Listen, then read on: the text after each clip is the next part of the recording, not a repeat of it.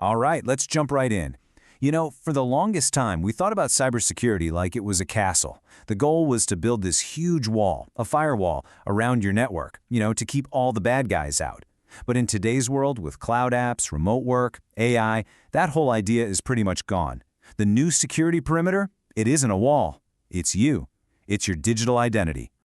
So, if those walls are crumbling, how are attackers actually getting in?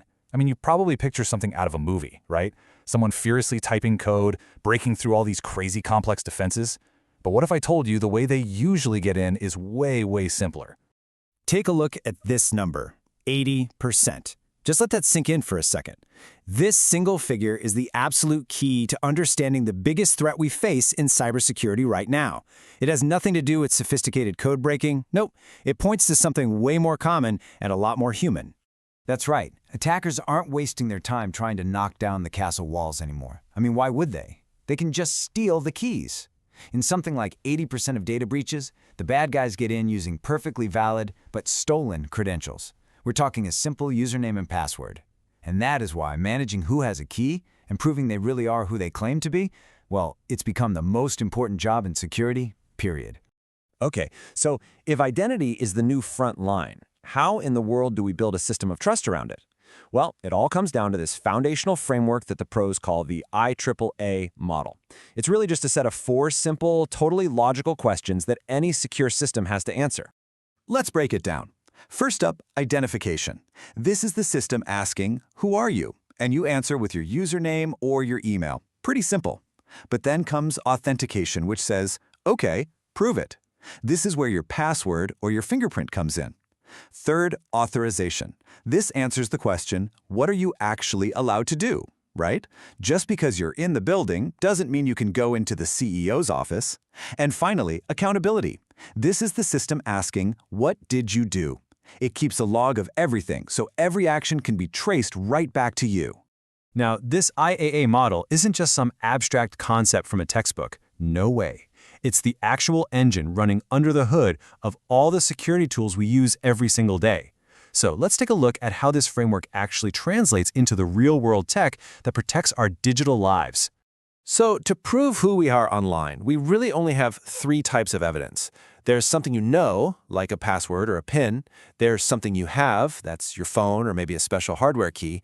And there's something you are. We're talking biometrics, like your fingerprint or your face. Now, the huge problem we've had for decades is that we've relied almost entirely on that first one, passwords, which just so happens to be the easiest one to steal. And the solution to that problem is multi-factor authentication, or MFA. It's really simple. It just means using at least 2 of those different types of proof together. Think about going to an ATM. You need your card, that's something you have, and you need your PIN, that's something you know. Stealing just one of them is totally useless, which makes it infinitely more secure than a password by itself. Then there's this, single sign-on, or SSO. You can think of this like a universal master key for all your work stuff. Instead of trying to remember a dozen different passwords for a dozen different apps, you just log in once to a central system.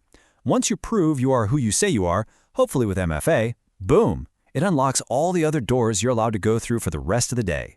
It's way more secure and, let's be honest, it's so much more convenient. And this gets into how a system decides what you're actually allowed to do once you're in. The classic model is role-based access control, or RBAC. It's dead simple. Your access depends on your job title. You're in finance, you get access to the finance files. Makes sense. But the much more advanced model is attribute-based, or ABAC. This thing is way smarter because it's context-aware. It checks not just your role, but a bunch of other attributes, like are you using a company laptop? Are you in the right country? Is it during normal business hours? It's so much more specific and way more secure. So all these different technologies, MFA, SSO, these access models, they're all building blocks. They're all leading up to the biggest shift in modern security, and that is a philosophy called zero trust.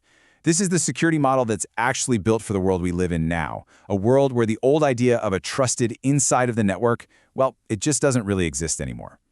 And the whole thing, the entire philosophy, boils down to this one simple but incredibly powerful mantra: never trust, always verify. You see, the old model was trust but verify. It basically assumed that if you were inside the castle walls, you were probably one of the good guys.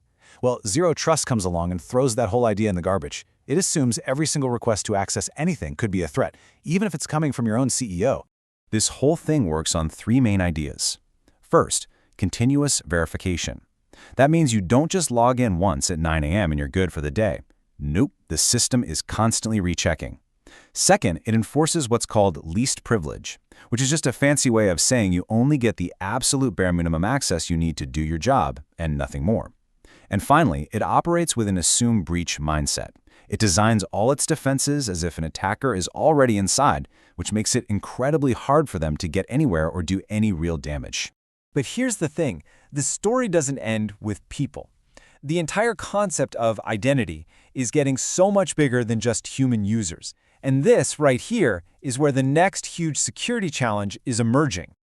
Just look at this chart. In most big companies today, the number of non-human identities, I'm talking about things like apps, automated scripts, AI agents that all need to talk to each other and access data, they vastly outnumber the human employees. We're talking sometimes by a factor of 10 to 1, or even more. It's kind of wild when you see it laid out like that.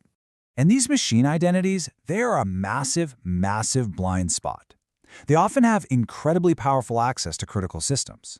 Their credentials, things like API keys, are sometimes just carelessly baked right into the software code.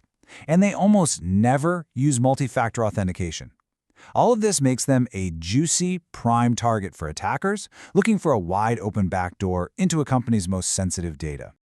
Which brings us to our final and maybe most important question.